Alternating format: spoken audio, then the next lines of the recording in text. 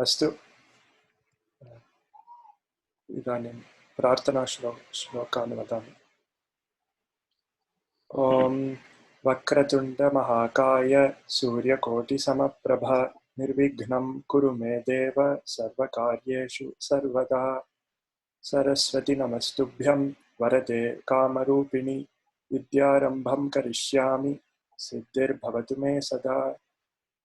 गुरुर्ब्रह्मा गुरुर्विष्णुः गुरुर्देवो महेश्वरः गुरुः साक्षात् परं ब्रह्म तस्मै श्रीगुरवे नमः। वस्तुतः वयं सरस्वती नमस्तुभ्यम् इति वदामः किल, तत्र एकः श्लोकः भिन्नरूपेण कैश्चन उच्यते। सरस्वती नमस्तुभ्यं वरदे कामरूपिणि विद्यारम्भं करिष्यामः सिद्धिर्भवतु नः सदा इति केचन वदन्ति, तदपि अहं श्रुतवान्। अनन्तरं कामरूपिणी स्थाने ज्ञानरूपिणी अपि भवति। ज्ञानरूपिणी वा? अस्तु अस्तु, वरदे ज्ञानरूपिणी एवम् उत्तमम्। अस्तु, गतकक्षायां वयम् अन्वयरचनायाः परिचयं प्राप्तवन्तः। इदानीं झटिति तस्य पुनरवलोकनं कृत्वा इतोपि अभ्यासान् कुर्मः।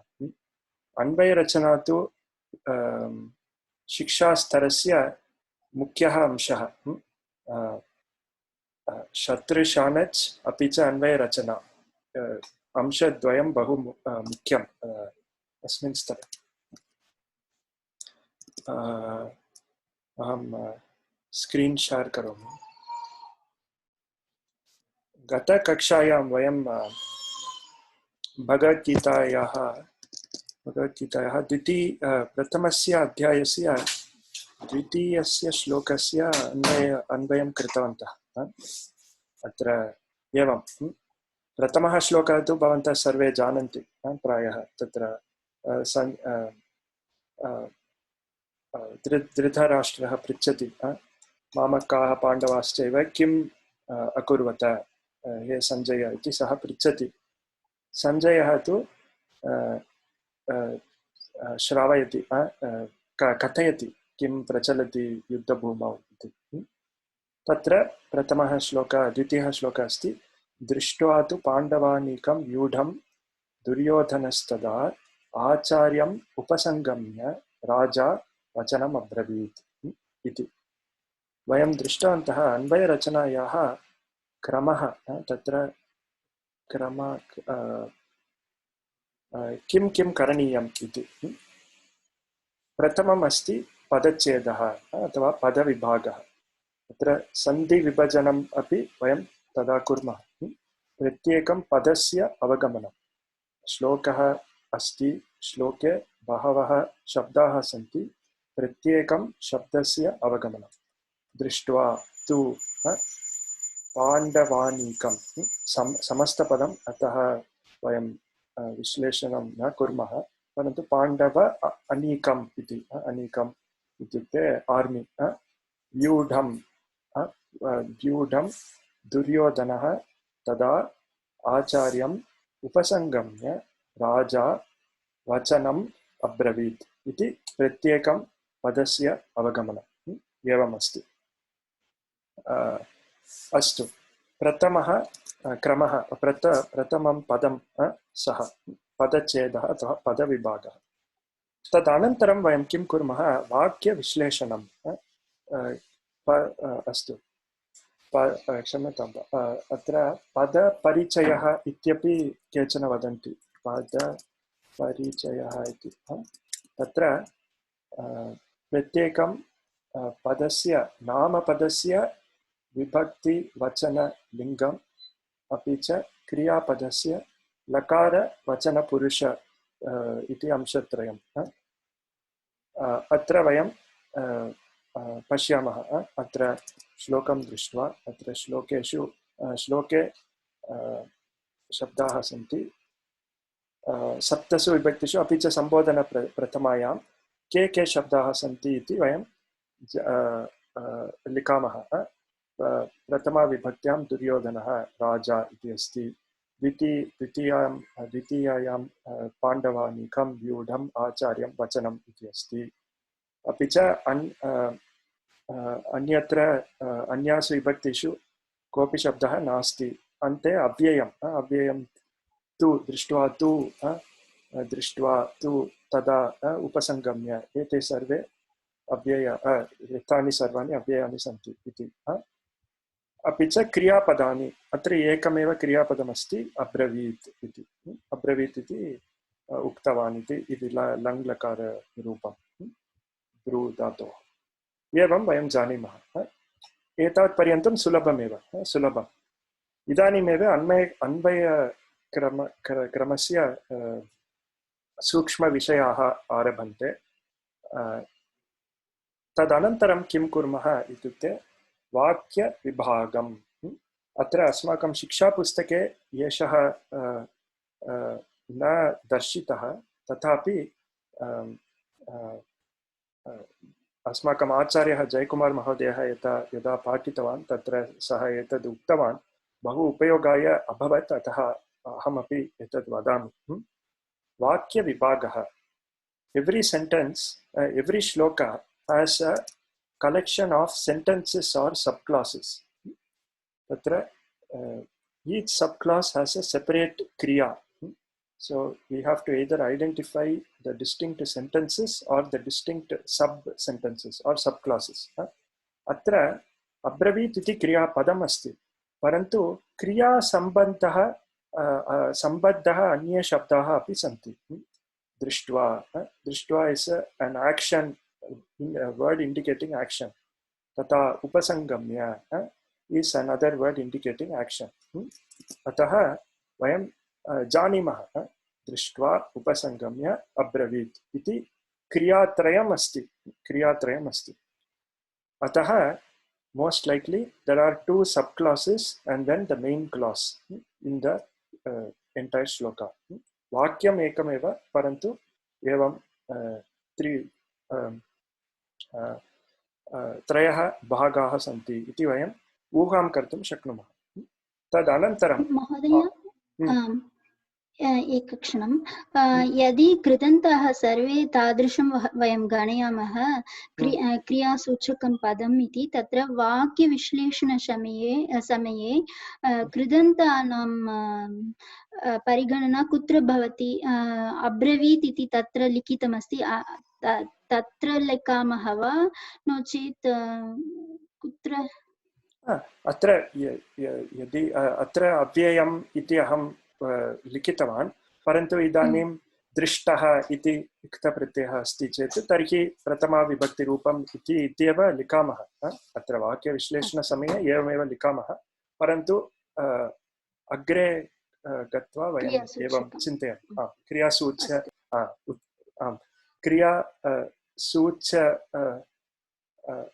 सूचनाः शब्दः। उत्तमम्। अस्तु, तदनन्तरम् आकाङ्क्षापद्धतिः। आकाङ्क्षा इत्युक्ते विवक्षा इति। The intention, we try to guess the intention of the speaker of the shloka by asking questions. प्रथमं क्रियापदम् अब्रवीत्। तदनन्तरं प्रत्येकं विभक्तेः प्रश्नः कः प्रथमाविभक्तिः प्रथमं कुर्मः, कः अब्रवीत् इति। दुर्योधनः अब्रवीत्। अत्र दुर्योधनः अब्रवीत् इति वयं जानीमः। तदनन्तरम् अत्र पदद्वयम् अत्र अस्ति प्रथमाविभक्त्यां। प्रायः विशेषणविशेष्यभावः अस्ति इति वयम् ऊहां कर्तुं शक्नुमः। अतः कीदृशः दुर्योधनः अब्रवीत्? राजा दुर्योधनः अब्रवीत् इति। अस्तु,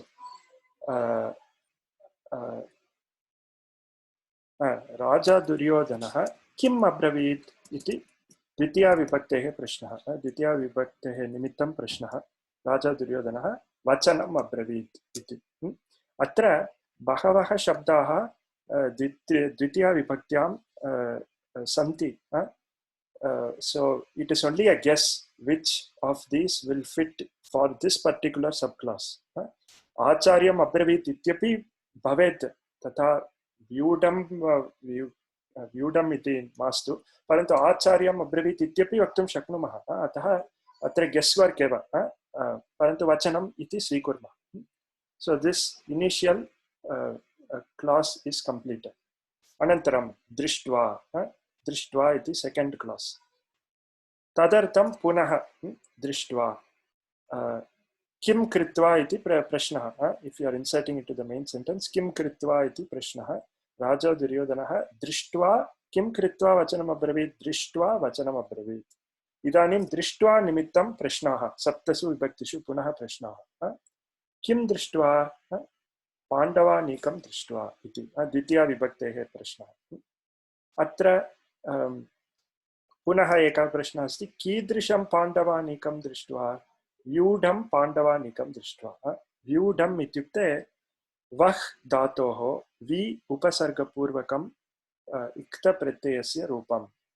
सो वि प्लस् वह् प्लस् इक्त व्यूढ इति अरेञ्ज्ड् इति अर्थः. सेटअप arranged तथा अर्थः. So the arranged पाण्डवानीकं दृष्ट्वा after seeing the arranged पाण्डवा army इति अर्थः. अस्तु अनन्तरं तृतीयम् अस्ति क्रिया सूचनः शब्दः अस्ति उपसंगम्य. अत्र उपसंगम्य पुनः किं कृत्वा लबन्तम् अतः पुनः किं कृत्वा. राजा दुर्योधनः व्यूढं पाण्डवानीकं दृष्ट्वा किं कृत्वा वचनम् अब्रवीत्. उपसंगम्य वचनम् अब्रवीत्. पुनः उपसंगम्य इत्यस्य निमित्तं सप्तसु विभक्तिषु प्रश्नाः पुनः करणीयाः. अत्र कम् उपसंगम्य इत्युक्ते आचार्यम् उपसंगम्य. उपसंगम्य इत्युक्ते उपगच्छति उपगम्य गोइंग नियर. दृष्ट्वा आचार्यम् उपसंगम्य अप्रोचिंग द टीचर वचनम् अब्रवीत् इति. तदनन्तरं avashishtaah shabdaah bhaveyuh. There may be some remaining words like avyayas or certain things that you can ask questions like kada, kutra, kutah, tat tata bhavet prayah bhavet. Yadi bhavanti chete tan api yojayamah. We can insert those somewhere where it makes sense. Raja Duryodhanah vyudam pandavanikam drishtva acharyam upasangamya vachanam abravit iti अन्वितं वाक्यमस्ति. तत्र तु राजा दुर्योधनः तु व्यूढं पाण्डवानीकं दृष्ट्वा तदा दुर्योधनस्तदा इति अस्ति किल. तदा कुत्र अन्वेति कुत्रापि अन्वेति परन्तु logically we can think it goes here.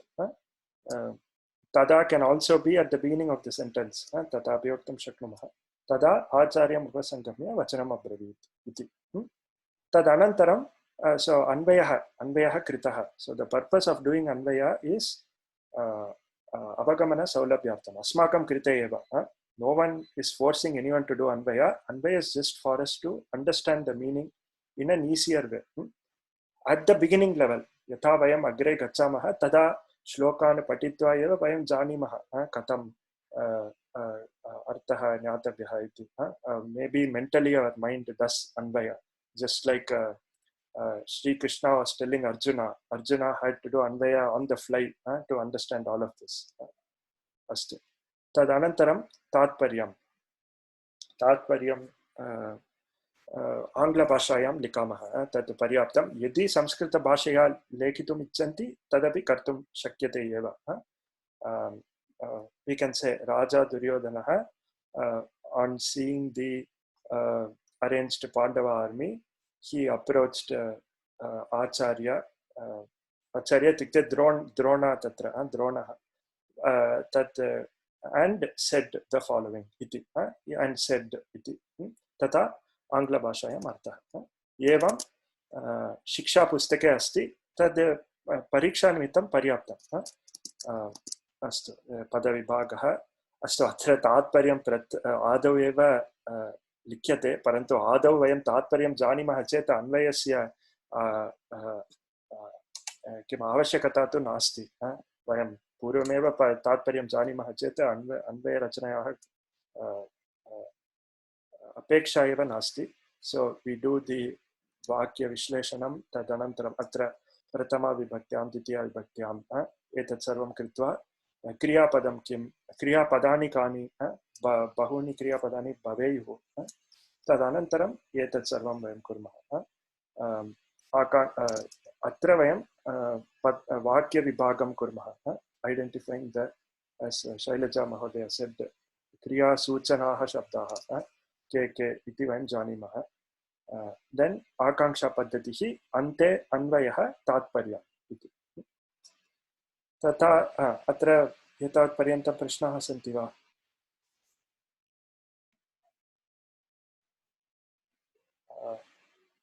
अभ्यासान् कृत्वा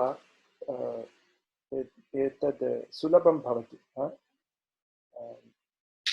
अत्र किं कुर्मः द्वितीयस्य श्लोकस्य अन्वयं झटिति पश्यामः गृहकार्यरूपेण दत्तं एतद् तथापि वयम् अत्र इदानीं किञ्चित् पश्यामः अहमेव एतत् करोमि तथा यदि भवतां प्रश्नाः सन्ति चेत् कृपया पृच्छन्तु अनन्तरं तृतीयः श्लोकः अस्ति तद् वयं मिलित्वा सर्वे कुर्मः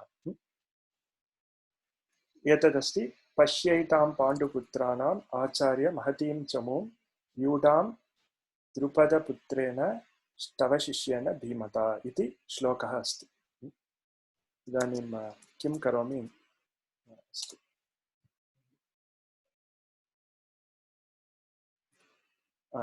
अत्र भगवद्गीता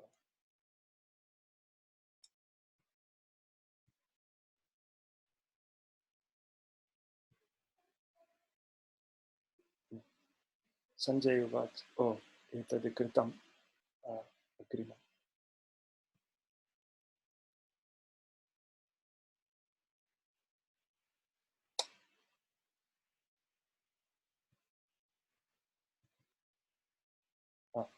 पश्यैतां पाण्डुपुत्राणाम् आचार्य महतीं चमूम् अस्तु एतदहं लिखामि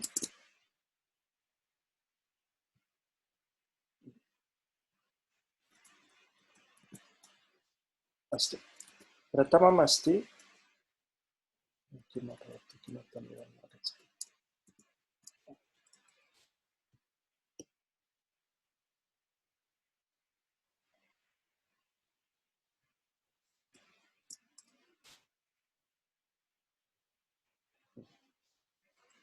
प्रथमं पद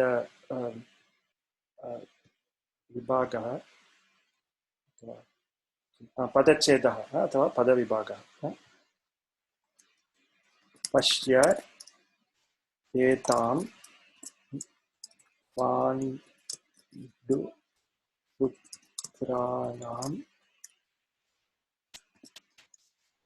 आचार्य महतीं चमूं यूढाम् अस्तु एतत् सर्वं तथा एव तिष्ठति द्रुपदपुत्रेण तव शिष्येन धीमता इति पृथक् शब्दाः एव इदानीं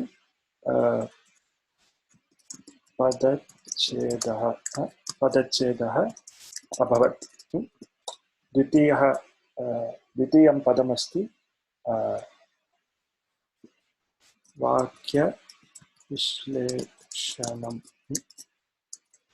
वाक्यविश्लेषणं यत्र अथवा पदपरिचयः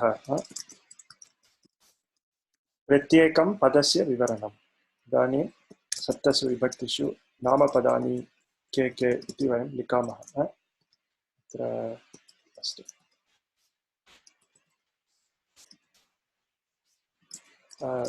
सम्बोधनप्रथमा इत्यपि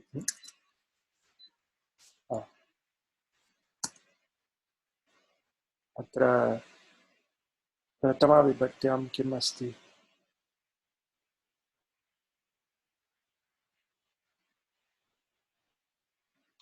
आचार्य आचार्य तु सम्बोधनप्रथमा सम्बोधनप्रथमं तर्हि अत्र पश्य इति अस्ति अतः त्वम् इति चिन्तयामः त्वम् इति अध्याहृतमस्ति इट् इस् नाट् एक्स्प्लिसिट् परन्तु वयं जानीमः पश्य इति अस्ति अतः त्वम् इत्येव प्रथमाविभक्त्याम् अस्ति परन्तु श्लोके तु नास्ति परन्तु अस्ति इदानीं द्वितीयाविभक्त्यां सर्वम् अस्ति किल अत्र एतां महतीं चमुं व्यूढां पाण्डुपुत्राणां पाण्डुपुत्राणां तु षष्टि अनन्तरं किम् अस्ति द्रुपदपुत्रेण शिष्येण धीमता तव अपि षष्टि किम् तव इति षष्टि इदानीं वाक्य विभागः इदानीं क्रियाशब्दाः के अथवा क्रियां सूचयन्ति तादृशानि शब्दानि वयं पश्यामः वयं अभिजानीमः अत्र अस्तु अत्र अव्ययम् अस्ति वा तदा मया विस्मृतम् अव्ययं किमपि नास्ति अस्मिन् श्लोके नास्ति इति चिन्तयामि नास्ति तथा किं क्रियापदानि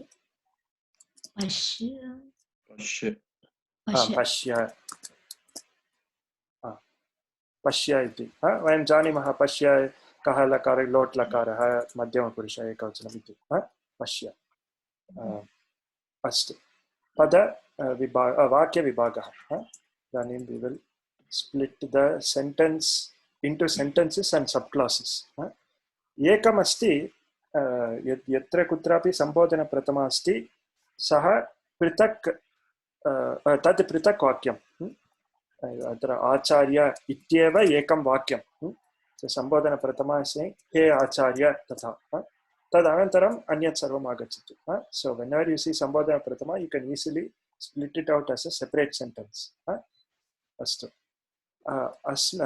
सम्बोधनप्रथमायाः वाक्ये तु क्रियापदम् इति नास्ति जस्ट् आह्वानमेव अस्ति अस्तु क्रियापदं मुख्यक्रियापदं किमपि अस्ति वा अत्र पश्य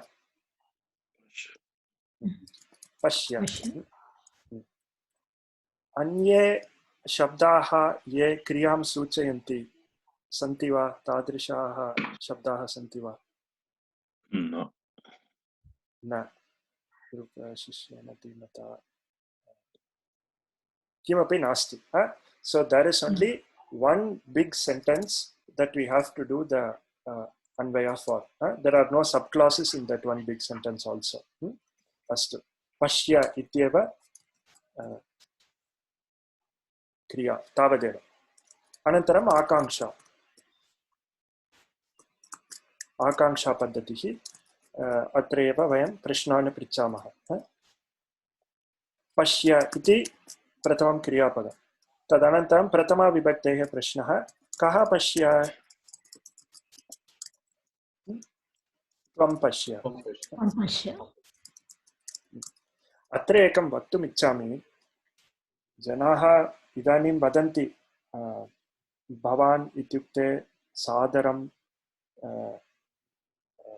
आह्वानम् इति they say that भवान् is with respect to त्वम् इति without respect परन्तु तथा नास्ति प्राचीनेषु ग्रन्थेषु वयं पश्यामः चेत् त्वम् इत्येव सादरयुक्तम् एव अस्तु आदरयुक्तम् एव अस्ति आदरयुक्तः शब्दः एव अस्ति इदानीं तु बिकास् किं तत्र सौलभ्यार्थं मध्यमपुरुषस्य रूपाणि वयं न पठामः इति विचिन्त्य वयं भवान् करोतु इति वदामः त्वं कुरु इत्यस्मिन् स्थाने भवान् करोतु इति वदामः यतः सः अपि करोतु एव. So the number of रूपाणि we have to learn becomes limited. तदर्थमेव वयं भवान् भवति इति वदामः. त्वमपि आदरयुक्तः एव प्रयोगः. अस्तु, त्वं पश्य. इदानीं दुर्योधनः तस्य आचार्यं द्रोणं प्रति वदति त्वं पश्य इति. But it does not mean is addressing in a rude way. त्वमपि तथा एव आदरं सादरमेव. त्वं पश्य. अस्तु, इदानीं कः प्रश्नः? त्वं किं पश्य? अत्र त्वं किं पश्य सम्यक् एव. In the Shiksha Pustakam, what I have seen is, depending on the answer, they choose the lingam of the question. Idanim vayam pashyamah. Atra kim pashya tasya uttaram kim?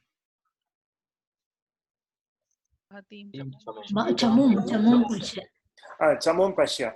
Chamu iti strilingah शब्दः अस्ति. अतः कां पश्य इति लिखामः. त्वं कां पश्य. त्वं चमूं पश्य. अस्तु, अनन्तरम् इदानीं बहवः शब्दाः अत्र सन्ति. तर्हि प्रायः विशेषणविशेष्यभावः तेषु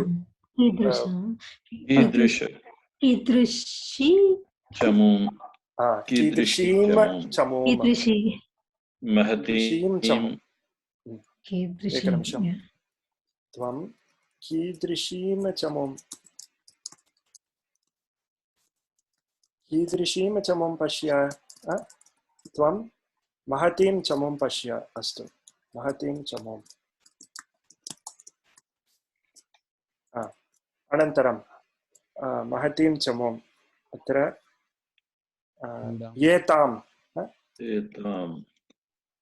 एतां महतीं चमूं. पुनः कीदृशीमेव प्रश्नः. अतः बहुवारं न लिखामि. तदपि इदानीं द्विवारम्. अस्तु, महतीं एतां महतीं चमूं. एतां महतीं चमूं. एतां व्यूढाम्. अस्तु, व्यूढाम् एताम् इति किमर्थम् इति इदानीं ज्ञायते. व्यूढाम् एतां महतीं चमूं पश्य इति. एवं तावदेव किल. अस्तु, इदानीं तृतीया विभक्तेः प्रश्नः. केन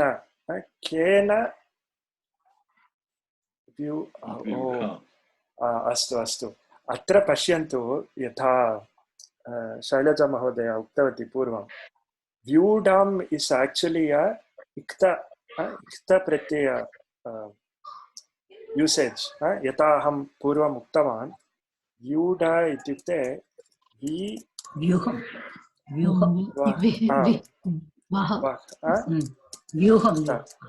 व्यूहं तथा. एतस्य आङ्ग्लभाषायाम् अर्थः तु अरेञ्ज्ड् सेटअप्. तथा अरेञ्ज्ड् इन् अ सर्टेन् वे. सम्यक् सम्यक्.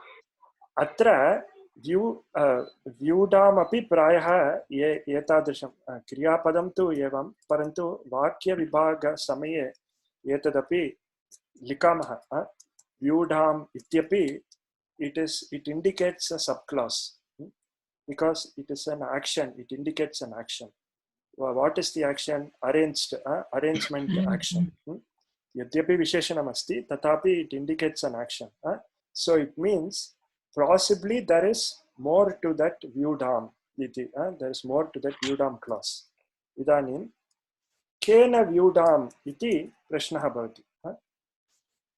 केन vyudham arranged by whom iti. अव्ययं then न व्यूढाम् इति इक्तप्रत्ययः. इक्तप्रत्ययः तु अव्ययः नास्ति. सप्तसु विभक्तिषु रूपाणि सन्ति, जानीमः.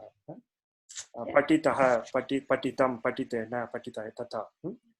परन्तु इक्तप्रत्ययः तु प्रायः किं कर्म सूचयति. इट् is an objective of the कर्म. सो अत्र द कर्म is the army. the arranged army. परन्तु by whom arranged army? केन व्यूढां? द्रुपदपुत्रेण. द्रुपदपुत्रेण अस्तु एतत् सर्वं लिखामि.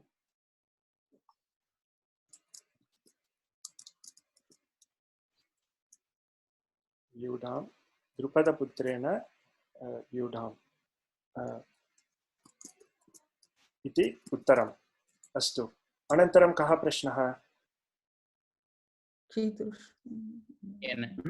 कीदृशेन? उत्तमं. कीदृशेन द्रुपदपुत्रेण इति भवति.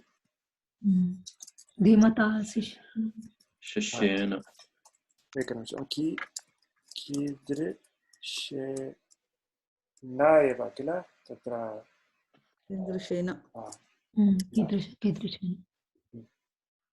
कीदृशेन द्रुपदपुत्रेण. कीदृशेन किं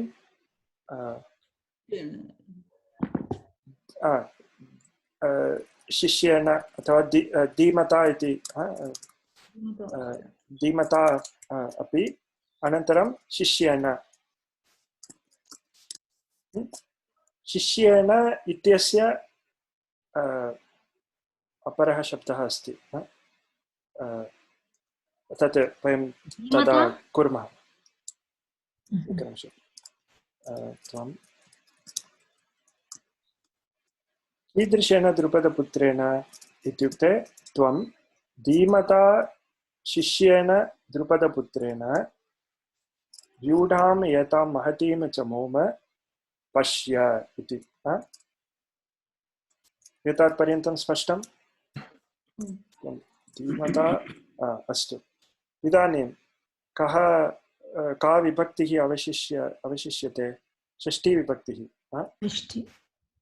पाण्डुपुत्राणां. प्रथम तव शिष्येन. अस्तु, तव शिष्य. कस्य शिष्येन इति प्रश्नः. आचार्यस्य तव.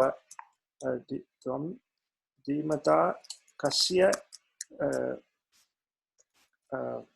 शिष्येन द्रुपदपुत्रेण इत्युक्ते तव इति.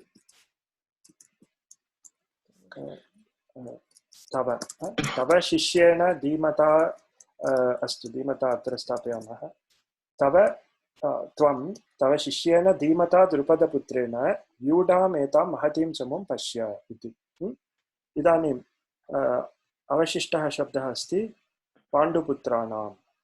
तत् कुत्र योज्यते? पाण्डुपुत्राणां चमूं. कस्य महतीं चमूं? कस्य महतीं चमूं? मोहिनी महोदय किम्? I thought Panduputreena would be not Panduputrena. Panduputranam would be Kesham, right? Kesham. सम्यक्. व्यूढां केषां महतीं चमूं. अस्तु, कुत्रापि योजयितुं शक्नुमः. केषां महतीं चमूं. अस्तु, केषां महतीं चमूं. पाण्डुपुत्राणाम् आचार्य. आचार्य न, पाण्डुपुत्राणां. पाण्डुपुत्राणाम् इति अत्र तस्य उत्तरम्.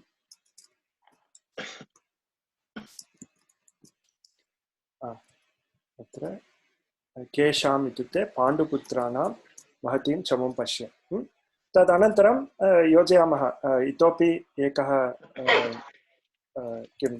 एकं वाक्यमस्ति. हे आचार्य त्वं तव शिष्येन धीमता द्रुपदपुत्रेण व्यूढाम् एतां पाण्डुपुत्राणां महतीं चमूं पश्य इति सम्पूर्णं वाक्यं, अन्वितं वाक्यं. This is the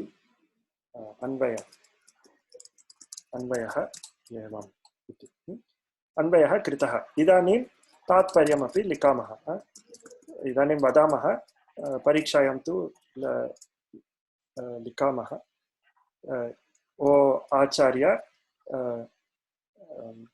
see this big army of the Panduputras arranged by your Dhimata ityukte kim? Intelligent or Dhimata is capable. Brave, Capable, right? brave. Brave. Astu. By your capable Shishya Drupada Putra. इत्युक्ते कः द्रुपदपुत्र इत्युक्ते Drupada's son. Dhrishtadyumna Why Drupada's son? Dhrishtadyumna इदानीं वयं पुस्तके किं धीमान् इति अस्ति तत्र बुद्धिमान् एव ब्रेव् इति नास्ति किल धी इत्युक्ते बुद्धिः एव धीमान् इति शब्दः तस्य तृतीय एकवचनान्तं रूपमेव धीमता अस्तु धीमत् इति प्रातिपदिकं धी अस्य अस्ति इति धीमान् धी अस्य अस्ति इति धीमान् आम् बुद्धिः अस्तु बुद्धिमान् इति अर्थः अस्तु तर्हि अस्तु पुस्तके किं ब्रिलियण्ट् अस्तु बुद्धिमान् इत्यपि वक्तुं शक्नुमः ओ प्रिसेप्टर् see this huge army of Pandu's sons which your disciple the brilliant Drishtadhyumna has got in array has arranged vayam sakshat uktavantah here some liberty is taken in the translation parantu evam tatparyam atra punah evam महोदय एकः प्रश्नः कः भेदः अस्ति अन्वयरचनात् तात्पर्यं कः भेदः अस्ति तात्पर्यम् इत्युक्ते मीनिङ्ग् तदपि अर्थः एव स्पष्टं किल अन्वयरचना तात्पर्यमपि अर्थः एव अन्वयः तु प्रोस् आर्डर् अथवा यथा वयं वदामः आगच्छति किल अर्थः स्पष्टः एव अन्वयं दृष्ट्वा अपि वयं अर्थं जानीमः एव that is the purpose of doing the अन्वय to easily understand the meaning परन्तु तात्पर्यम् इत्युक्ते आङ्ग्लभाषायां लिखामः तद् तावदेव अस्तु अत्र पश्यामः कां पश्य केषां चमुम् अत्र अस्तु पाण्डुपुत्राणां कीदृशीं चमुम् एतां पुनः कीदृशीं महतीं व्यूढां केन व्यूढां द्रुपदपुत्रेण कीदृशेन धीमता द्रुपदपुत्रेण पुनः कीदृशेन शिष्येन कस्य शिष्येन तव एवं वयमपि एतादृशमेव कृतवन्तः अस्तु इदानीं वयं सर्वे मिलित्वा तृतीयं श्लोकं कुर्मः अत्र एकं लिखामि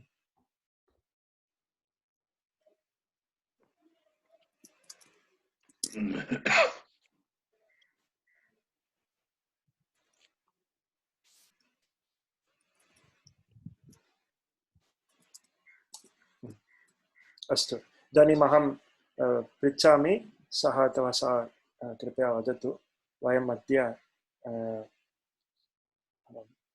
अस्तु प्रिया महोदयया आरम्भं कुर्मः प्रिया महोदय कृपया एकवारं श्लोकं पठतु आम् महोदय अत्र शूरा महेश्वासाः भीमार्जुनसमायुधि युयुधानो विराटश्च द्रुपदश्च महारथः अस्तु उत्तमम् इदानीं प्रथमं पदच्छेदः भवती वक्तुं शक्नोति वा के शब्दाः अत्र सन्ति अहम् अत्र आम् अत्र शूराः महेश्वासाः इति चिन्तयामि भीम अर्जुन समाः युधि युयुधानः विराटः एकनिमिषम् अत्र भीमार्जुनसमाः वस्तुतः समस्तपदमस्ति आम् अतः तस्य सन्धिविभागम् इति we can do. I mean, it is a combination of different words. We have to do sandhi while combining. Parantu, it doesn't. I mean, I don't know if we should split the sandhis for samasa. Parantu chinta nasti. Yat bhavati vadati tat samyak eva atrapi kritam iti chintayami. Mahesh. Oh, Bhimarjuna Samaha ityeva vadanti. Okay. Bhimarjuna Samaha. Tathaiva likamaha. युधि अनन्तरं युयुधानः विराटः च द्रुपदः महान् रथः और महारथः एकः च द्रुपदः च महारथः एवं पदच्छेदः अस्तु उत्तमं धन्यवादः प्रिया महोदय इदानीम् अग्रे गच्छामः सजीव महोदय भवान् अग्रिमं करोति वा अग्रिमं पदं किं पदपरिचयः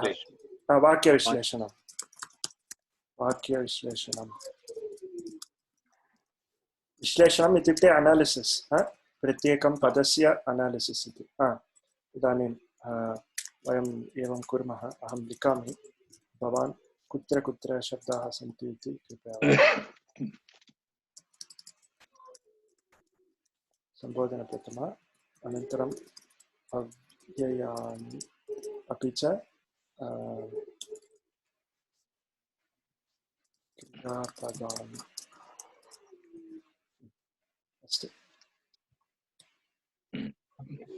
प्रथमा विभक्ति शूराः महेश्वराः भीमार्जुनसमाः युयुधानः विराटः द्रुपदः महारथः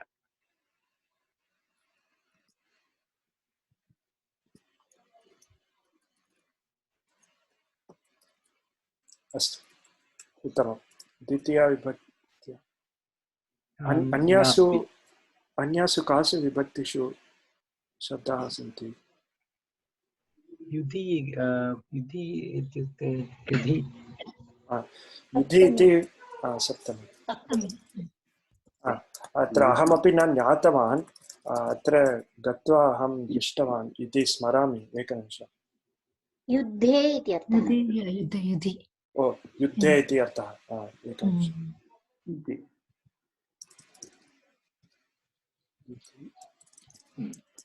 ओ प्रायः एतस्मात् एव युधिष्ठिरः इति नाम आगच्छति वा न जानामि अस्तु पश्यामः आम् युद्धे स्थिरः इति युधिष्ठिरः But I think Yudhano is also a name for Satyaki, if I remember right. Yudhana is different, yeah. Yuddh. Yudhana also means a warrior, anybody fighting. आम् सत्यं परन्तु इदानीं वयं युद्धि इति शब्दस्य विवरणं कुर्मः न तु युयुधान युद्धि सप्तमी विभक्तिः अत्र युद्धि इति किमपि अहमपि न ज्ञातवान् इदानीमेव जानामि युद्धि इति सप्तमी विभक्तिः युद्धे इति अर्थः युद्धि अनन्तरं अव्ययानि एकनिमिषं सजीव महोदयः एव वदति अत्र द्वौ चौ च अस्तु अनन्तरं क्रियापदम् अस्ति वा अत्र नास्ति अस्ति अस्ति इति अस्ति नास्ति सन्ति सन्ति वा अस्ति वा अत्र multiple, right? It is implied. All of them are there in the here, like in this army. All these people are there, right? परन्तु मम प्रश्नः एते सर्वे शब्दाः बहुवचने सन्ति परन्तु एते शब्दाः तु एकवचने सन्ति तर्हि वाक्यद्वयम् अस्ति वा Yudhana means Yudhana, I think, is Satiki. Yes. तद् आम् आम् तर्हि वाक्यद्वयं कर्तुं शक्नुमः। अस्ति इति एकं पदम् अध्याहारम्, अनन्तरं सन्ति अपि द्वितीयवाक्यम्। अस्तु, अस्ति सन्ति इति क्रियापदद्वयम् अस्ति इति चिन्तयामः। अस्तु, उत्तमं। यतः इफ् यु लुक् अट् प्रथमाविभक्तिरूपं, दिस् इस् इन् बहुवचनं, this is in ekavachanam, so there has to be one for asti and another for santi iti chintayami. Astu pashyamah. Dhanyavadah Sajeev Mahodaya, uttamam. Agre gachamah.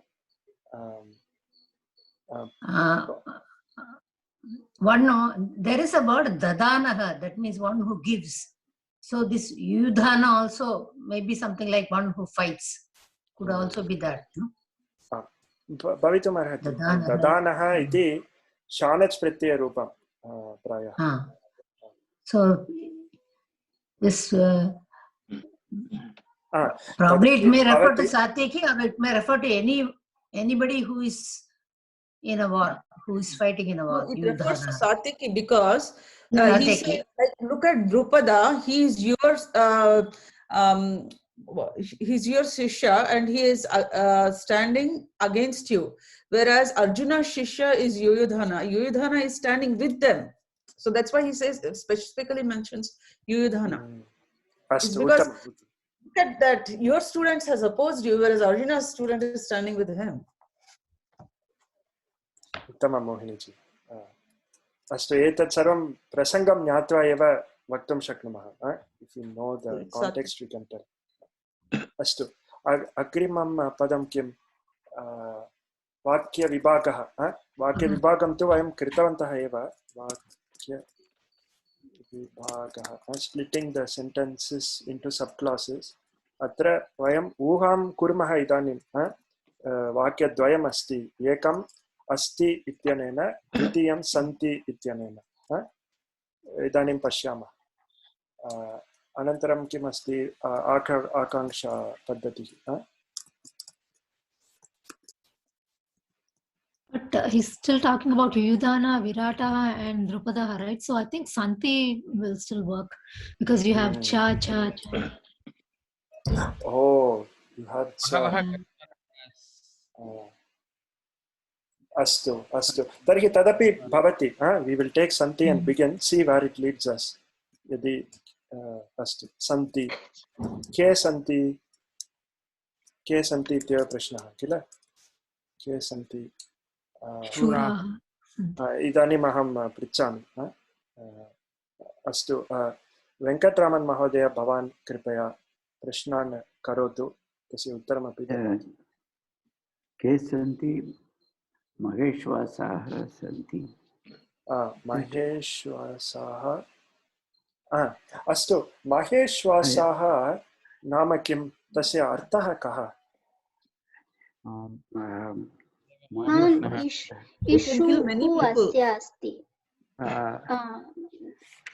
इषु इत्युक्ते धनु।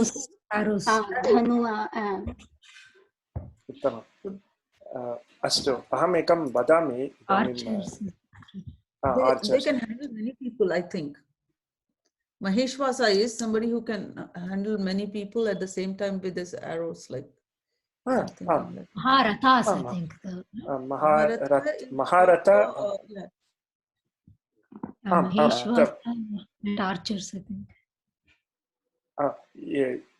Ishwasaha archers, Maha Ishwasaha, I think, like great archers. Great archers. Atra kim bhavati? रुद्रं ये जानन्ति, तत्र एकम् आगच्छति। नाम ईशुमद्भ्यो धन्वाविभ्यश्च इति आगच्छति किल? ईशुमद्भ्यो धन्वाविभ्यश्च वो नमो नमः इति। तत्र नमो साल्युटेशन्स् टु ईशुमद्भ्यः। ईशुमद् इत्युक्ते issue yata Shailaja Mahodaya uktavati. Or even in the first thing, नमस्ते अस्तु रुद्रमन्यव उतोत उतोत इषवे इषवे नमः। नमः इषवे नमः उत्तमं इषवे नमः तत्र आरो अस्तु अत्र धन्वादिभ्यः इत्युक्ते धन्वादि हू हेस् बोस् इषु इषवः इत्युक्ते आरोस् so salutation to the one who has arrows and bows iti arthah atrapi ishu iti arrows iti arthah maha ishu धनुर्धरः No, archers, yeah. आर्च् धनुर्धरः इति अग्रिमम् इदानीं इषु the one who has who carries great archers iti अस्तु के सन्ति महेश्वासाः सन्ति वा महेश्वासाः सन्ति so maheshwasaha isn't it an adjective अथवा noun वा न noun एव किल महा इति adjective विश्वासाः इति noun अस्तु तर्हि एवं के सन्ति महेश्वासाः सन्ति इति वक्तुं शक्नुमः एव अस्तु महेश्वासाः सन्ति वेङ्कटरामन् महोदय अग्रिमः प्रश्नः पुरः इति विशेषणं महेश्वासः तर्हि प्रश्नः कः कीदृशं यदा विशेषणम् अस्ति कीदृशम् इति प्रश्नः परन्तु कीदृशम् इति नास्ति किल अत्र प्रथमा बहुवचनं कीदृशाः कीदृशाः प्रश्नः अपि बहुवचने एव कीदृशाः महेश्वासाः सन्ति महेश्वासाः शूराः महेश्वासाः सन्ति अस्तु उत्तमम् अनन्तरं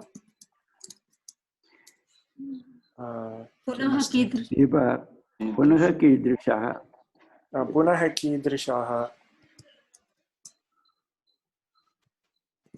भीमार्जुनसमाः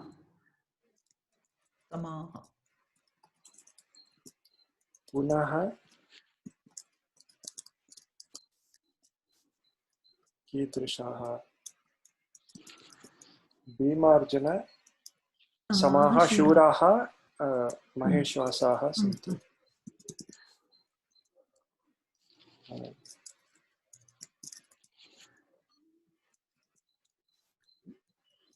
अस्तु उत्तमम्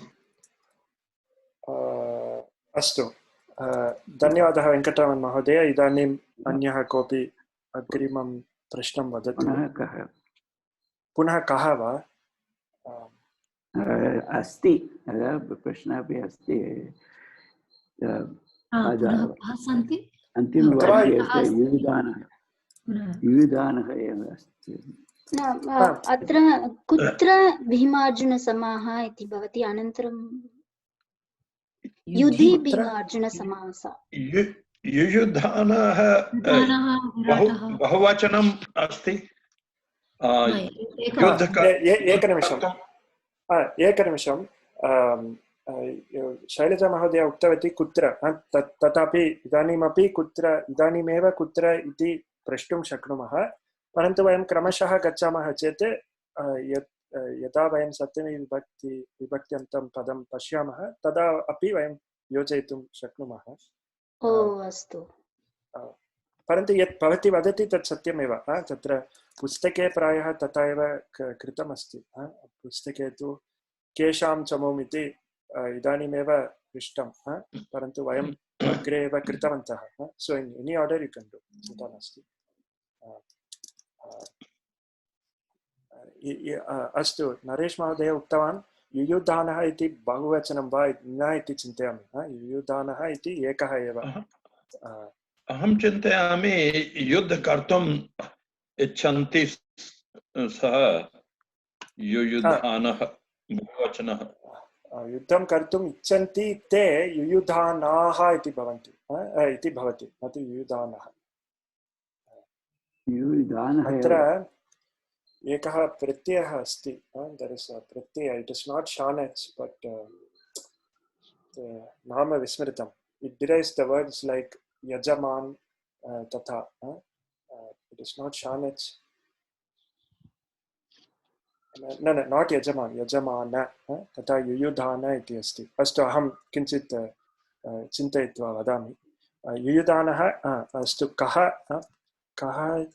तर्हि प्रायः प्रश्नः एवं भवति वा कः च एवं भवति वा अहं न जानामि कः एवं तर्हि इदानीं युयुधानः एवं वयं सात्यकेः पुत्रः एव युयुधानः सात्यकेः साक्षात् न सात्यकेः पुत्रः युयुधानः ओ एवं वा अस्तु Satyaki is Yudhana. son of Satyaka. No. युयुधानः नाम एव किल? Yudhana नाम एव सः सात्यकेः पुत्रः इन्द्रस्य नाम अपि अस्ति युयुधानः इति नेम् आफ् इन्द्र अपि अनन्तरं क्षत्रिय वारियर् अहं चिन्तयामि अत्र नाम नास्ति विराटः च द्रुपदः च परन्तु युयुधानः च नास्ति अहं चिन्तयामि हलन्त शब्दः अस्ति युयुधान तत्र बहुवचनं युयुधानः शक्यते युयुधानः मोनियर् विलियम्स् तत्र अस्ति name of a son of Satyaka one of the allies of the Pandavas Kshatriya warrior name of Indra इति Google says it's Satyaki. Yeah, Google says it's Satyaki. Wikipedia says it's Satyaki. Yeah, it's Satyaki. श्लोके एकवचनमेव अस्ति श्लोके युयुधानः एव युयुधानो एव अत्र अस्तु of Satyaki sun of सत्यक तस्य सः एव सात्यकी इति युयुधानः अस्तु कोऽपि एकः पुरुषः who is the sun of सत्यक आल्सो काल्ड् सात्यकी इति अत्र Satyaki and that is Yudhana. अस्तु तर्हि तद्धितान्तं पदम् सत्यं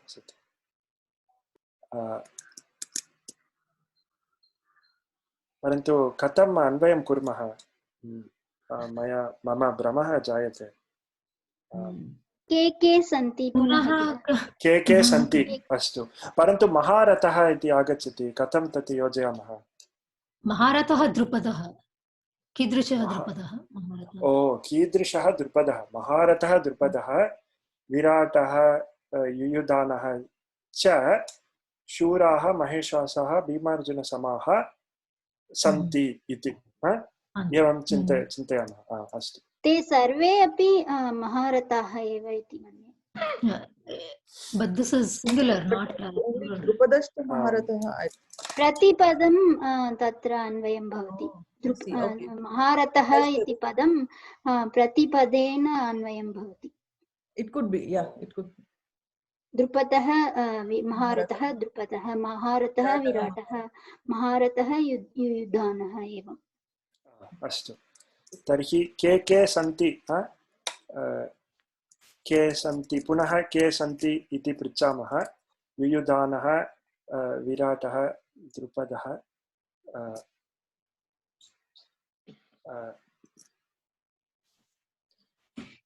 इति इति वा अत्र इति अव्याहृतमस्ति वा न इति नास्ति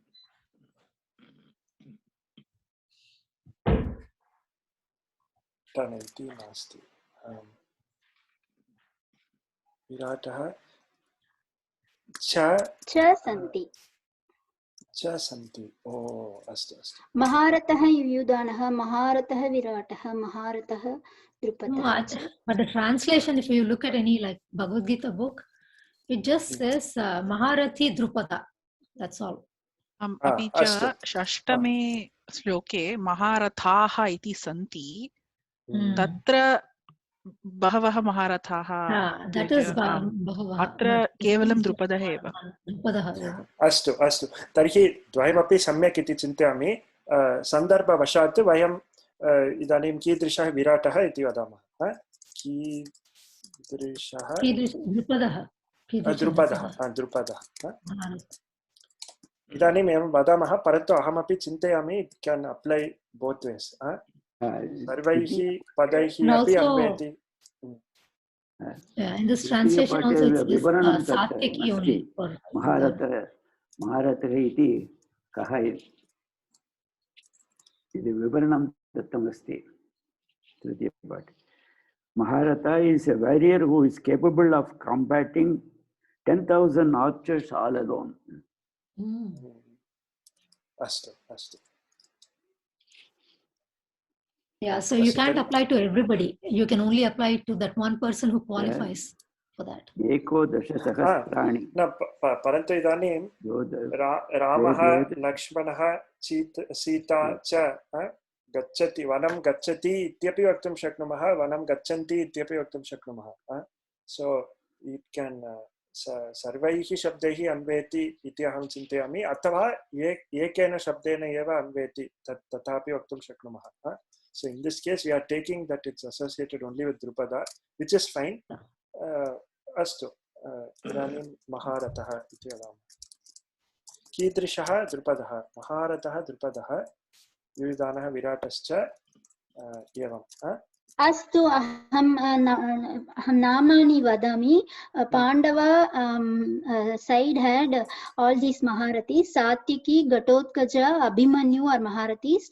Drishtadyumna, Drupada, Kuntibhoja, Shikandi, Drishtiketu, Virata are mentioned as Atirathis. Rest are all Rathis. So Maharathi Pandava Pakshe Satyaki, Gatotkaja, Abhimanyu eva. अनन्तरं महारथिः इति सात्विकी घटोत्कच अभिमन्युः आर् महारथः. Drishtadyumna Drupada Kuntibhoja Shikhandi Drishtaketu Virata are mentioned as atirathis. Rest are all रथीस्.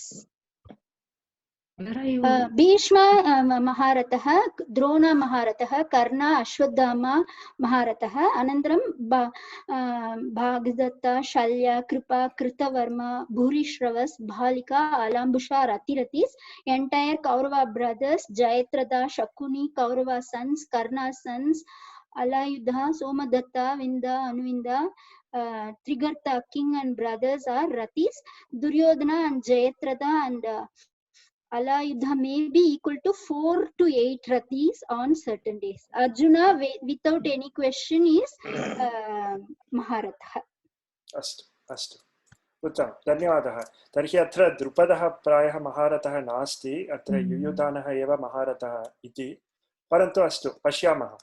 एवम् इदानीं त्यजामः. अत्र अन्ये युयुधानः अपि युयुधानः इति सात्विकी किल, अतः सः एव महारथः.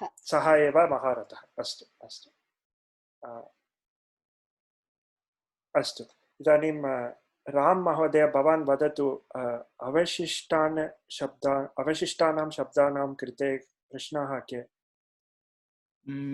कुत्र सन्ति इति एव प्रश्नः. युधि इति अस्ति. कुत्र इति सम्यक् एव. कस्याम् इत्यपि वक्तुं शक्नुमः. युधि कस्मिन् अथवा कुत्र द्वयमपि सम्यक्. परन्तु इदानीं वयं युधि इति जानीमः, पुल्लिङ्गः शब्दः. युधि महारथः अस्तु युयुधानः.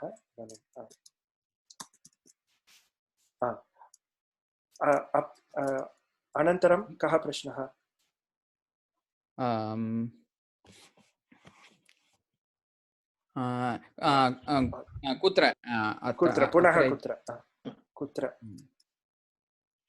कुत्र अस्तु अहम् एतद् न उत्तरं तु अस्ति अत्र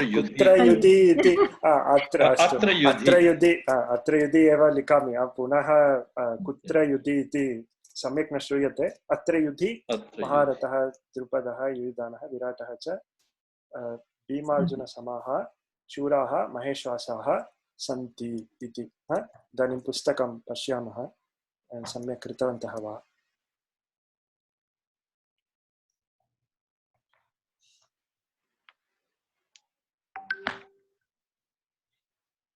क्रियापदं सन्ति तद् वयं जानीमः. Here is an adjective of Drupada. Astu atra tatha kritam. Cha is conjunction. Ke santi. Kidrisha maisha shuraha. Punah kidrisha bhimarjuna samaha. Punah kaha asti. Oh. Astu yuyudanaha asti. Punah kaha asti virataha. Punah kaha asti Drupadaha cha. Kidrisha Drupada maharataha. Astu. Conceptually we got it correct. Maharataha astu. Technically it has to be Satyaki, parantu Bhagavad Gitayamev etad asti. We have to interpret it in the way we want iti chintayami. So atra asmin sandarbhe pustake likitam asti कीदृशः द्रुपदः इति. So महारथः द्रुपदः युयुधानः विराटः च शूराः महेश्वासः सन्ति इति. तस्य तात्पर्यं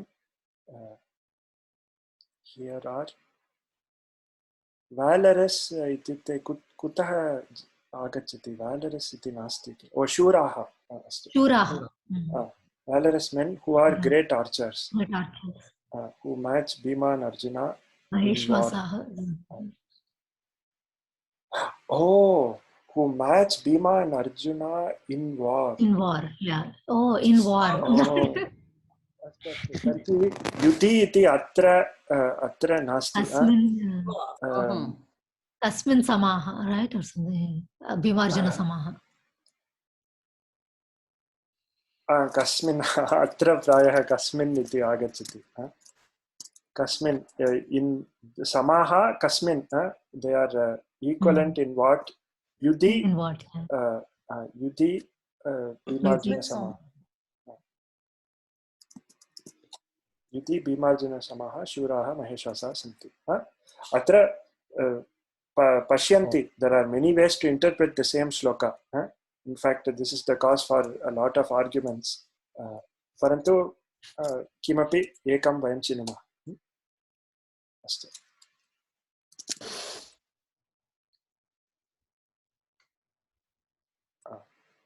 उत्तमम्. अत्र प्रश्नाः सन्ति वा एतस्मिन्? सुलभम् इत्येव चिन्तयामि. So if we go systematically, there is some amount of guesswork, I agree, but that is the interpretation. That is why different people interpret the text in different ways. Astu. इदानीम् एकं कुर्मः. अत्र एतं श्लोकं प्रायः वयं श्रुतवन्तः स्याम. एतस्य अन्वयं कुर्मः. This is very interesting because again there's more than one way to do it. इदानीं कः परमेश्वरन् महोदय भवान् कृपया श्लोकम् एकवारं पठतु. श्रीराम राम रामेति रमे रामे मनोरमे सहस्रनाम तत्तुल्यं रामनाम वरानने. अस्तु, उत्तमं, धन्यवादः. पदच्छेदमपि कृपया करोतु. श्रीरामः रामः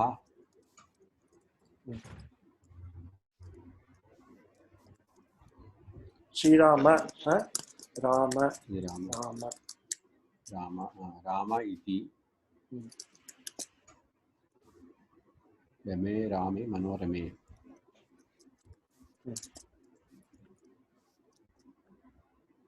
सहस्रनाम तत्तुल्यम्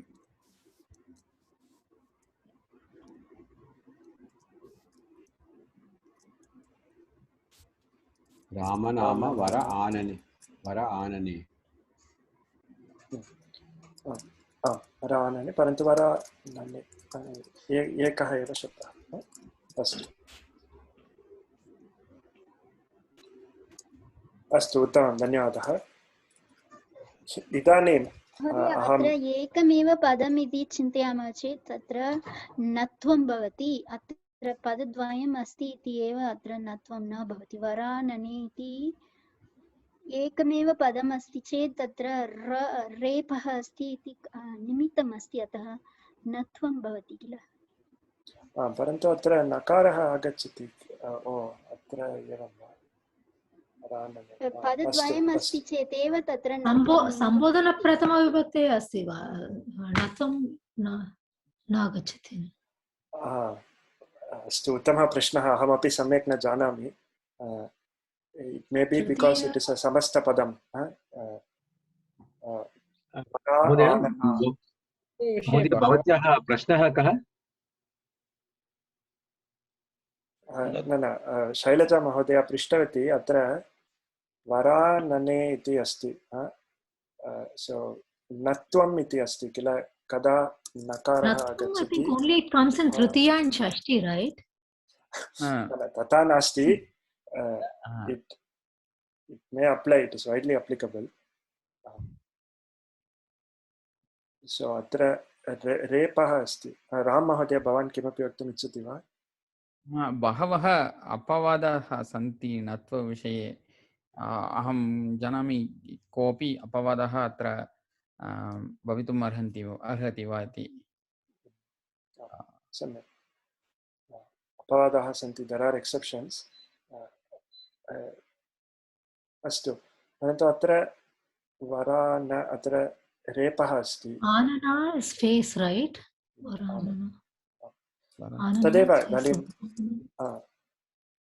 अत्र technically there should be nakara because if it is a single word it is nakara this is a single word parantu aham chintayami samasah asti kila vara anana vara anana कर्मधारय समासः वरानना इति अतः अत्र नत्वं नास्ति इति प्रायः अहम् अपि न जानामि प्रायः तदेव भवति प्रायः तदेव उत्तरम्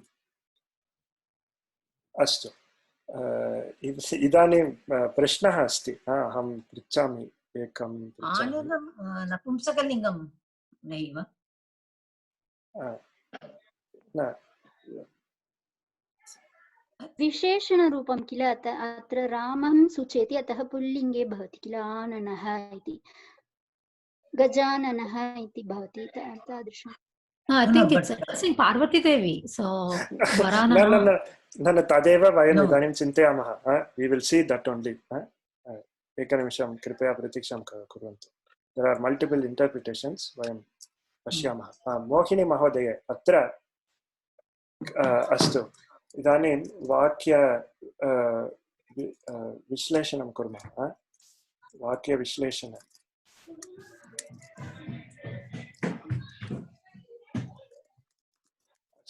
तस्मात् पूर्वं किं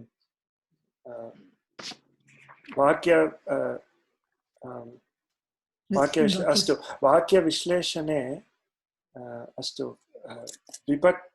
विभक्तयः सन्ति अपि च क्रियापदानि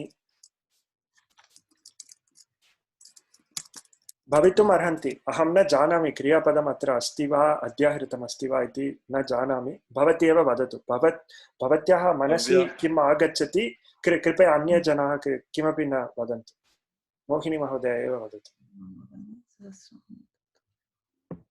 Is there any kriyapada here you think probably adhyarutam aham na janami I think it is adhyarutam अध्याहृतम् इत्युक्ते अस्ति प्रायः क्रियापदम् अस्ति इति भवेत् वद इति भवति वा वद वा पूर्वं सा पृष्टवती किल केन उपायेन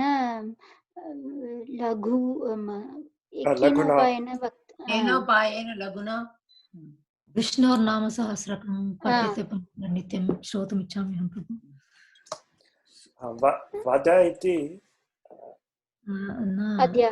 तत्तुल्यम् अस्ति right I think अस्ति actually there is some katapayati sankhya is involved in this न तत् इदानीं त्यजामः आम् भवती सम्यक् एव वदति इदानीं त्यजामः अन्ते भवती वदतु परन्तु अस्तु हेमा महोदय भवती वदतु भवती चिन्तयति क्रियापदम् अध्याहृतम् अस्ति वा अथवा अन्यत् क्रियापदं किमपि अस्ति वा क्रियापदं तु नास्ति इति अहं चिन्तये अस्तु अस्तु अन्ये कोऽपि अस्तु अन्यः कोऽपि क्रियापदम् अस्ति इति चिन्तयति वा कोऽपि क्रियापदम् अस्ति इति चिन्तयति वा Sahasranama Tatulyam Asti. It is hidden. That only it is hidden, implied. अस्तु अस्तु एवं एतेन वयम् अग्रे गच्छामः क्रियापदम् इदानीं वाक्यविभागं कुर्मः वाक्यविभागः इदानीम् अस्ति इति एकं तावदेव अत्र अन्ये क्रियासूचकाः शब्दाः सन्ति वा न किल there's nothing that indicates an action. I think it is Sambodhana. Most of them. Most of them are Sambodhana. Astu. Astu. Tadeva vayam na kritavantah kila astu. Ekanimisham. Astu. This Manorame and Varanane are addressed to Parvati. न किमपि भवतु इदानीं वयं मोहिनी महोदयायाः अभिप्रायं शृणुमः सा किं चिन्तयति Srirama Rama. So that would be like Hey Rama, like saying Hey Rama, right? So it is Sambodhana. Sri Rama Rama iti. Rami would be like it could be, you could say that your mind is like interested in that. So it could be a verb. Rami, I don't know. Rami means like, you know, it will indulge your mind, that your mind is kind of. Rame could be Parvati also. Rame Sambodhana for that, but Rame could एकनिमिषं तर्हि रमे इत्युक्ते रमा इत्यस्य शब्दस्य Rame is the Sambodhana. One could be that. But could Rame also mean like, you know, like something that will catch your mind or something like that? Like Rama would be like, it is derived from that. Like, is it, I am not able to describe it in English. न रामः यः रमयति सः रामः इति वदति रमयति इति रामः रमयति उत्तमपुरुषे रामे अस्तु अस्तु अस्तु एकनिमिषं शैलजा महोदय एतत् समापयामः रामे इति सम्बोधनं कस्य सम्बोधनं भवितुमर्हति रामा इति रामा इति प्रायः एकः शब्दः अस्ति रामा Is it Strilinga?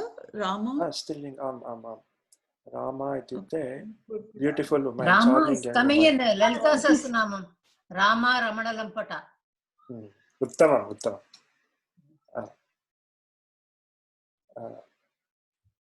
रमते अनया इति beautiful woman in general and it could also be Saptami Vibhakti of Rama, right? Rame means my mind is in Rama. अस्तु एकनिमिषम् अस्तु मनोरमे इति मनोरमा इत्यस्य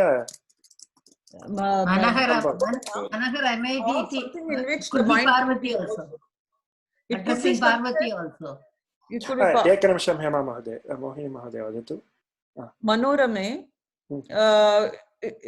it could be he is addressing Parvati because he's telling the answer to that, you know, the question that Parvati Devi asked before. सत्यं तर्हि सम्बोधने किमपि अन्यत् पदमस्ति वा Rame is again Sambodhane, Manorame is Sambodhana again. Sahasranama is Sahasranama is Prathama. No, Naman, right? Yeah, Nama.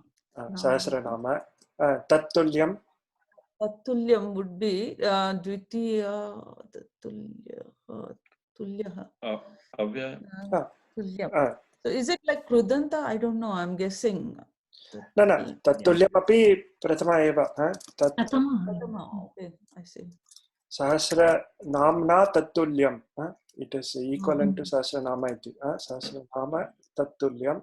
Rama Nama. For Tattulya? Tattulya ityeva chintayami. So is it Napunsakalinga? Tattulyam. नाम इति नपुंसकलिङ्गं किल अतः तत्तुल्यं So Tattulyam is the adjective for that. Okay. अस्तु रामनाम Ramanama would be again Prathama. Ramanama Varanane Sambodhana. वरानने कस्य संबोधनं प्रातिपदिकं किम् Varanana. वरानना अस्तु इदानीम् अस्ति इति क्रियापदं we don't have any other action so आकाङ्क्षाम् इदानीं कुर्मः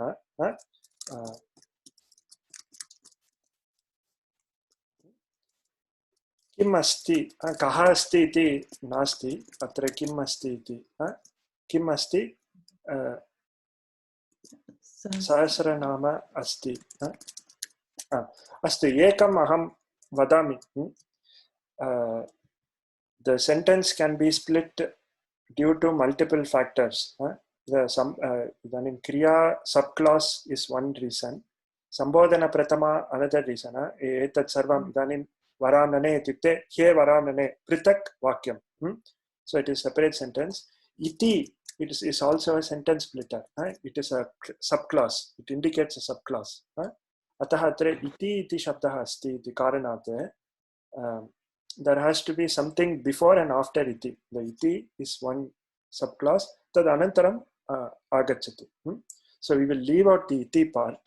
Parantu it is obvious what is in that iti. Shri Rama Rama Rama iti. Iti. Yani asti ityasya eva kurmah. Kim asti sahasranama asti. Tata रम इति क्रियापदम् अस्ति वा रम एक कः पृच्छति परमेश्वरन् महोदय रम रम इति क्रियापदम् अस्ति एकनिमिषम् इदानीं प्रथमम् एतत् कुर्मः अनन्तरम् अन्यत् कुर्मः कीदृशं सहस्रनामम् अस्ति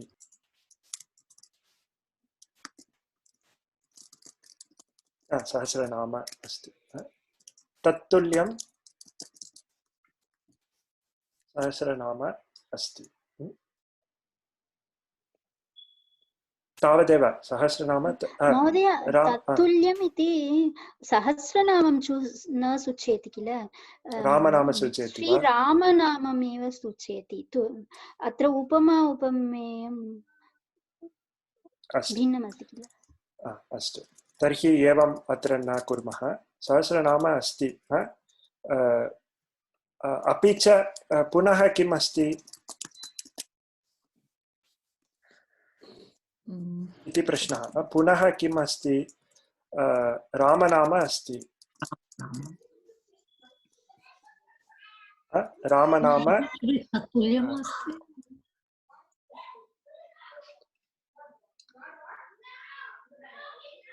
तत् रामनाम कीदृशम् अस्ति तत् रामनाम सहस्रनाम तुल्यमस्ति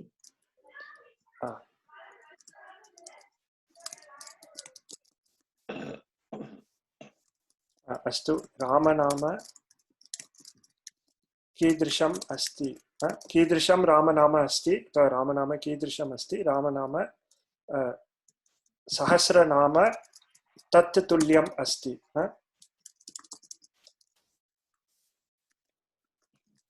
तत् इत्युक्ते सहस्रनाम तत् तुल्यं रामनाम अस्ति इति the Ramnam equivalent to the सहस्रनाम इति अस्ति अनन्तरम् इदानीं संबोधने ये शब्दाः सन्ति ते सर्वे पृथक् वाक्यानि सन्ति हे वरानने हे रामे हे रमे अनन्तरं किं भवति मनोरमे हे इति एतेषु सर्वेषु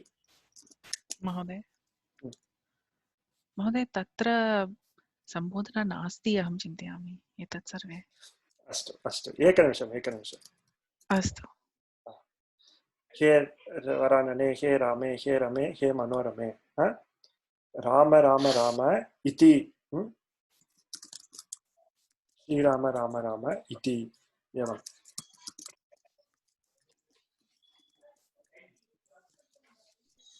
इति रामनाम सहस्रनाम तत्तुल्यम् अस्ति.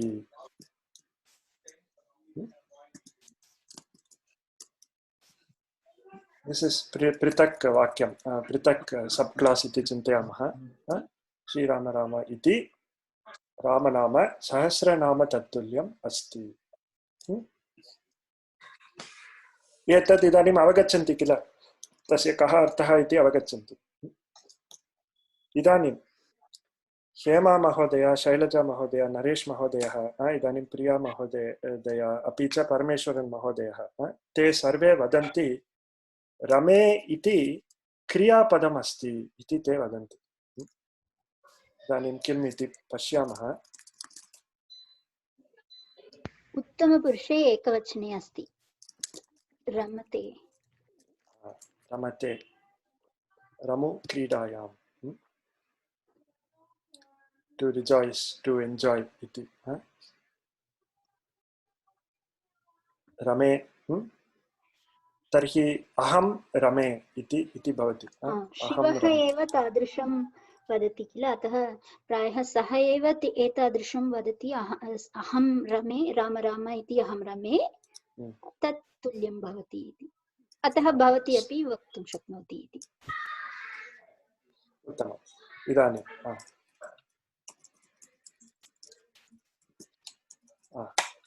तर्हि कः हेमा महोदय, भवती इदानीं वदतु, क्रियापदं रमे इति अस्ति चेत् अन्यत् सर्वं किं भवति? श्रीराम राम इति सम्बोधनमेव, तद् वयं जानीमः. रमे इदानीं क्रियापदम् अस्ति. रामे, मनोरमे, वरानने, एते सर्वे शब्दाः कीदृशाः भवती वदतु. सम्बोधनम् अस्ति. वरानने सम्बोधने, मनोरमे सम्बोधने, रामे रमे, it could be that. रामे सप्तमी, रामे रमे सप्तमी, रामे रमे, राम शब्दस्य सप्तमी विभक्तिः, तदपि भवितुम् अर्हति. इट् कैन बी द संबोधन ऑफ राम, स्त्रीलिंग शब्दः, अथवा राम शब्दस्य सप्तमी विभक्ति. रामे रमे इत्यपि भवितुम् अर्हति. अत्र तु अस्तु, उत्तमं, धन्यवादः क्षेमा महोदय. अत्र तु किं भवति इत्युक्ते, एतद् वयं जानीमः, श्रीराम राम राम इति रामनाम रामे रमे, रामे रमे, अहं रमे, अहं रमे, अहं रामे रमे,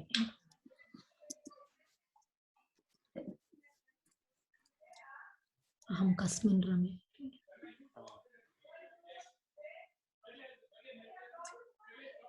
Then there is a hidden word chet, probably. Rame chet tat sahasranama tatulyam. क्षम्यताम्, अत्र रमे अस्ति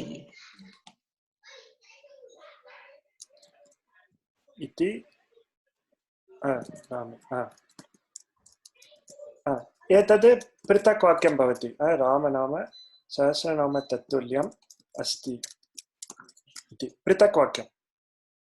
अत्र रमे इति क्रियापदमस्ति, अस्ति इति अध्याहृतं क्रियापदमस्ति.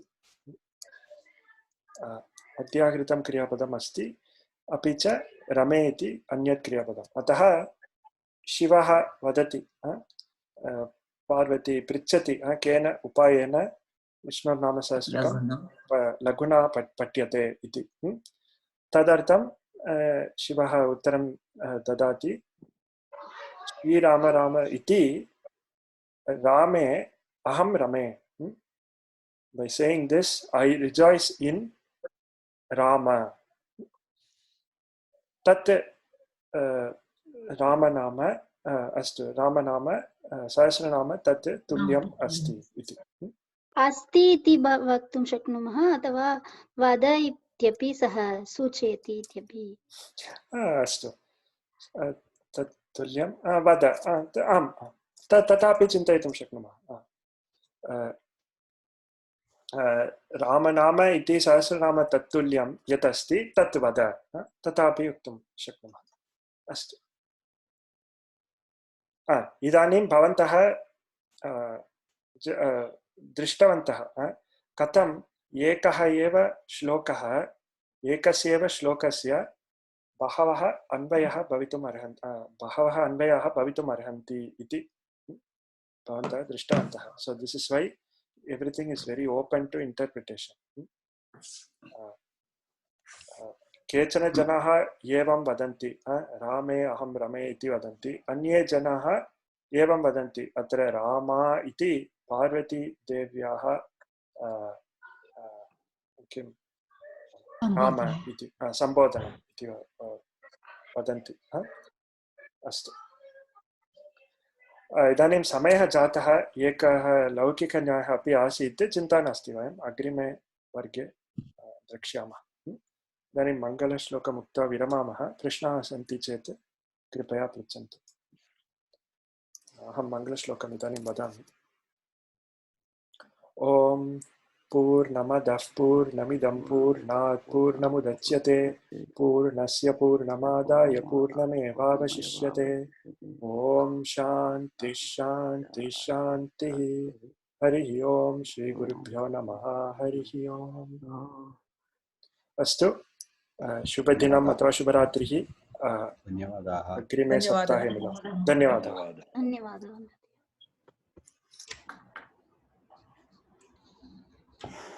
महोदय एकः प्रश्नः पृच्छतु प्रवेशः परीक्षा कदा अस्ति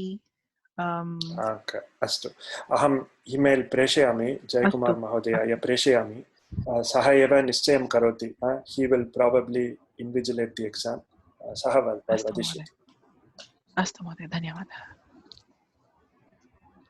सर्वेभ्यः नमस्कारः नमस्कारः अस्तु इतोपि प्रश्नाः न सन्ति चेत् वयं विरमामः